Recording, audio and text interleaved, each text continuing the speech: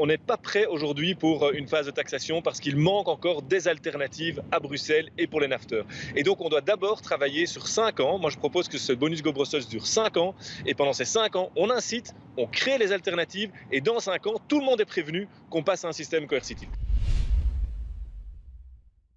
Il s'agit d'offrir une petite récompense de 3 € par trajet pour les personnes qui délaissent leur voiture au profit des transports en commun, du covoiturage ou du vélo ou de tout autre mode de transport doux. Et donc concrètement, il y a déjà les 150 caméras ANPR qui existent sur la région bruxelloise pour vérifier que la zone de basse émission soit bien respectée. Donc toutes les plaques sont déjà scannées en permanence en région bruxelloise. Eh bien, on pourrait contacter toutes les personnes qui participent, qui contribuent aux bouchons dans la capitale tous les jours et en leur proposant de participer à cette action.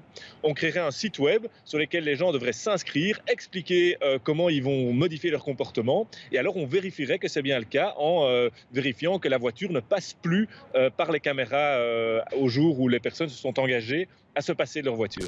Ça doit être sur base volontaire. Ici, l'idée, c'est vraiment d'inciter au changement de comportement. On se rend compte que ce n'est pas uniquement en créant les infrastructures qu'on peut créer la transition. On doit aussi inciter les gens à bouger. Et donc, en fait, le système que je propose, c'est le même système que veut utiliser le gouvernement pour imposer un péage urbain à Bruxelles.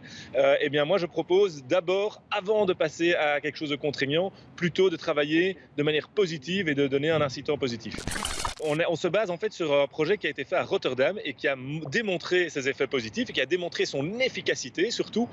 Et donc si on prend les mêmes chiffres qu'à Rotterdam et qu'on s'attend donc à la même façon des utilisateurs de se comporter, eh bien ça va coûter 18 millions d'euros pour éliminer 12 000 voitures tous les jours à Bruxelles, ce qui serait un pas en avant énorme puisqu'on estime qu'il faut enlever plus ou moins 4 fois ça pour éliminer tous les bouchons à Bruxelles.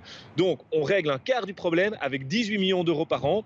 Et 18 millions d'euros par an, vous savez que rien que pour la STIP par exemple, on dépense tous les ans, et c'est très bien, 850 millions d'euros et puis encore 500 millions d'euros pour toutes les infrastructures. Donc 18 millions d'euros, c'est vraiment pas exagéré.